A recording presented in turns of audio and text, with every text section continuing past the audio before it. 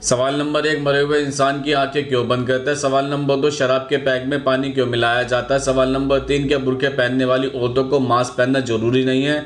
सवाल नंबर 4, ऊँटनी के दूध से दही क्यों नहीं जमती है। सवाल नंबर 5, उंगलियों को पानी में भिगोने पर झुर्रियाँ क्यों पड़ जाती है। सवाल नंबर 6, ट्रैक्टर का साइलेंसर ऊपर की तरफ क्यों होता है। सवाल नंबर 7, शादी में लड़के की उम्र लड़की से ज़्यादा क्यों होती है। और सवाल नंबर 8, अंडे के अंदर चूजा कैसे सांस लेता है। सवाल नंबर 1, मरे हुए इंसान की आंखें क्यों बंद करता है। दरअसल सबसे पहली वजह तो यह है कि मनुष्य के शरीर में आँख ही ऐसी होती है जो उसको असहज बनाती है, इसलिए खुली हुई आंखें सिर्फ जिंदा इंसानों पर अच्छी लगती है। बहुत लोगों की आंखें मरते वक्त बंद हो जाती है, परंतु सबके साथ ऐसा नहीं होता। एक मरे हुए इंसान की आंखें किसी भी चीज़ को नहीं देख सकती, वह किसी चीज़ पर ध्यान नहीं दे सकती। आंखें बंद कर देना सिर्फ आरामदायक बनाता है।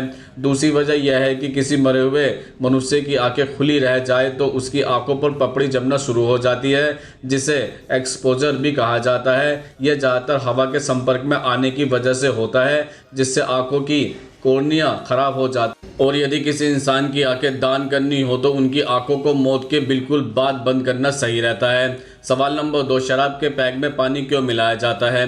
दरअसल हमारे पेट का अमाशय और भोजन नलिका अंदर से बहुत कोमल होती है तथा शराब हार्ड होती है। शराब रोज पीने से अल्सर या छाले भी हो सकते हैं, क्योंकि हार्ड अल्कोहल उन्हें धीरे धीरे जला सकता है। नीट शराब हमारे अमाशय को तेजी से सिकोड़ देती है। लंबे समय तक पीने से एसिडिटी की प्रॉब्लम भी हो सकती है। आपने देखा होगा जब कोई व्यक्ति ज़्यादा शराब पी ले तो वोमिटिंग कर देता है और सब खाया पिया बाहर निकाल देता है। ऐसा अमाशय या पेट की खाने की थैली के सिकुड़ने से होता है।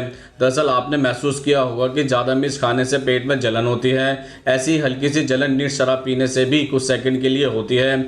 इसके अलावा नीट शराब से हमारे लीवर को भी नुकसान होता है, क्योंकि लीवर ही शराब हल्की मात्रा का विष टॉक्सिन पदार्थ को पचाने का काम करता है। पानी मिलाने से शराब की तीव्रता या तीखापन कम हो जाता है। ऐसे में भोजन नली और अमाशय को यह नुकसान नहीं होता है। सवाल नंबर 3, क्या बुर्का पहनने वाली औरतों को मास्क पहनना जरूरी नहीं है। दरअसल बुर्का किसी और कारण से 1000 साल से पहना जाता है और मास्क किसी और कारण से बनाया जा रहा है। अब आपका बुर्का जिसमें फेस भी ढका है वायरस को रोक सकता है तो ठीक है, नहीं तो आपको मास्क पहनना चाहिए, क्योंकि शायद बुर्का महीन होता है जिससे वायरस जा सकता है।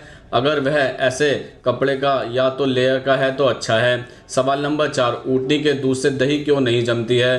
दरअसल ऊँटनी के दूध के एंजाइम संगठन को लेकर बहुत कम जानकारी उपलब्ध है। कुछ वैज्ञानिकों का कहना है कि ऊँटनी के दूध से दही तब तक नहीं बनाया जा सकता जब तक कि उसमें बकरी, भेड़ या भैंस का दूध नहीं मिलाया जाता है। जाहिर है कि गाय, भैंस या बकरी के दूध में ऐसा कुछ है जो दही जमने के लिए जिम्मेदार है। कुछ वैज्ञानिकों का मानना है कि इसमें बछड़े से प्राप्त रेनेट अधिक मात्रा में मिलाया जाए तो ऊँटनी के दूध से भी दही जमाया जा सकता है। रेनेट बछड़े के पेट में मौजूद थक्केदार दूध को कहता है। इसका उपयोग चीज़ बनाने में किया जाता है। इसमें रेनिंग नामक एंजाइम काफ़ी मात्रा में पाया जाता है।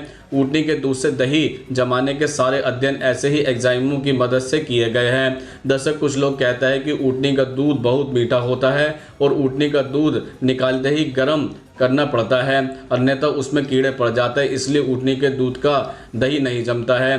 दरअसल कुछ लोग कहते हैं कि दही जमने की क्रिया के पहले चरण में कैसीन माइसिन की सतह पर उपस्थित कैसीन के अणुओं का जल अपघटन होता है। यह देखा गया है कि 80% अणुओं का जल अपघटन होने के बाद ही माइसिन के एकीकरण और दही जमने की क्रिया शुरू होती है। ऊँटनी के दूध में यह स्थिति आ ही नहीं पाती। इसका कारण यह हो सकता है कि ऊँटनी के दूध में कैसीन की संरचना कुछ ऐसी है कि उनका जल अपघटन मुश्किल हो जाता है। सवाल नंबर 5, उंगलियों को पानी में भिगोने पर झुर्रियाँ क्यों पड़ जाती है। दरअसल इंसान को लगता है कि झुर्रियाँ इसलिए होती है क्योंकि त्वचा की सबसे भारी परत पानी को अवशोषित करती है और इसलिए सूज जाती है। हालांकि यह सच नहीं है। यह देखा गया है कि जिनकी तंत्रिकाओं में क्षति होती है, लंबे समय तक पानी के संपर्क में रहने के बाद भी उन लोगों की उंगलियों में झुर्रीदार या पुरानी उंगलियां दिखाई नहीं देती है।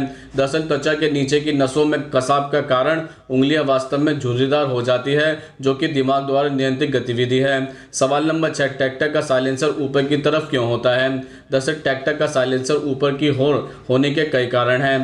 पहली बात तो यह है कि ट्रैक्टर कोई शाही सवारी नहीं है। इसका उपयोग कृषि कार्य के लिए किया जाता है, अतः बहुत आवश्यक है कि इसका लागत मूल्य कम से कम रखा जाए। ऐसे में जब इंजन अगले हिस्से में है तो गैर जरूरी पाइपिंग जोड़ते हुए साइलेंसर को घुमा फिराकर कारों की तरह पीछे तक ले जाने में अनावश्यक खर्च से बचाया गया है। दरअसल साथ ही यह रखरखाव एक मरम्मत की दृष्टि से भी उपयुक्त है। अब इसकी मरम्मत के लिए न तो मैकेनिक की नीचे लेटने की ज़रूरत होगी और न ही जैक लगाकर लिफ्ट करने की। वो सब तो महंगी कारों के चोचले हैं जहां अजीबगरीब बेहूदी मगर असल काम की चीज़ को कार की चकाचौंध और चमक को बरकरार रखने के लिए नीचे की तरफ बिछाया जाता है, जबकि ट्रैक्टर में रखरखाव को भी किफ़ायती रखा गया है। दरअसल ट्रैक्टर अक्सर खेतों, पगडंडियों, नालों इत्यादि ऊबड़ खाबड़ सतह पर चलता है। ऐसे में यदि साइलेंसर नीचे की तरफ लगाया गया होता तो उसके जल्दी क्षतिग्रस्त होने की संभावना होती है। ट्रैक्टर में अक्सर पीछे की तरफ टोली जोड़ी जाती है जिसमें अनाज, फल, सब्जियों के अलावा कभी कभी कुछ लोग भी सफ़र करते हैं। सोचिए यदि इंजन से निकलने वाली जहरीली गैसें पीछे की तरफ निकलेंगी तो उन फल, सब्जियों एवं अनाज से दूषित होने के कारण ही बैठने वाले व्यक्तियों को भी सांस लेने में दिक्कतों का सामना करना पड़ सकता है। दरअसल कृषि संबंधी बहुत से कार्यों में भी पीछे की तरफ लगा हुआ साइलेंसर उपयुक्त नहीं है, जैसे कि खेत की जुताई, बुआई एवं फसल की कटाई इत्यादि। दरअसल ट्रैक्टर कोई परिवहन का साधन नहीं है, लंबी दूरी के लिए तो बिल्कुल नहीं है, बल्कि वह तो खेतों और दूसरे उद्योगों में काम करने वाली मशीनें हैं। अतः कारों में प्रदान की जाने वाली शोर रहित कैब जैसे आरामदायक सुविधा पर यहाँ जोर नहीं दिया गया है, जबकि कारों से अक्सर लंबी दूरी की यात्राएं करते हुए उन्हें आरामदायक बनाना जाना जरूरी होता है, जिसके लिए उनके साइलेंसर को घुमाकर पीछे की तरफ रखा जाता है ताकि शोर से भी बचा जा सके। सवाल नंबर 7, शादी में लड़के की उम्र लड़की से ज़्यादा क्यों होती है? दरअसल सरकारी आंकड़ों के अनुसार देखा जाए तो लड़की की उम्र 18 और लड़के की उम्र 21 से है, ये तो सबको पता है। लेकिन शोधकर्ताओं के मुताबिक शादी के दौरान कपल्स के उम्र के बीच फासला अगर 1 या 2 साल या 4 साल का है, यानी लड़का बड़ा होना ही चाहिए, तो शादी टूटने के चांसेस अक्सर कम रहते हैं। दरअसल कुछ लोग तर्क देते हैं कि लड़का बड़ा होगा तो लड़की से ज़्यादा समझदार होगा और वह सभी बातों में लड़की को सहयोग करेगा। यदि दोनों की उम्र समान होगी तो लड़की लड़के को उस तरह का सम्मान नहीं देगी जैसा कि पति को मिलना चाहिए।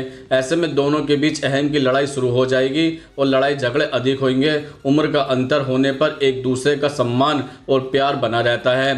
दरअसल ऐसा कहा जाता है कि लड़कियां अपनी उम्र और लड़कों से ज़्यादा जल्दी परिपक्व हो जाती है, जिससे उनमें सोचने विचारने की क्षमता और समझदारी जल्दी आ जाती है। इसके विपरीत लड़कों में उनकी उम्र के बाद परिपक्वता आती है, जिससे यदि एक ऐसे जोड़े का विवाह हो जाए जिसमें लड़की उम्र में ज़्यादा बड़ी हो और लड़के की उम्र कम हो तो उनके विचारों में तो अंतर आता है।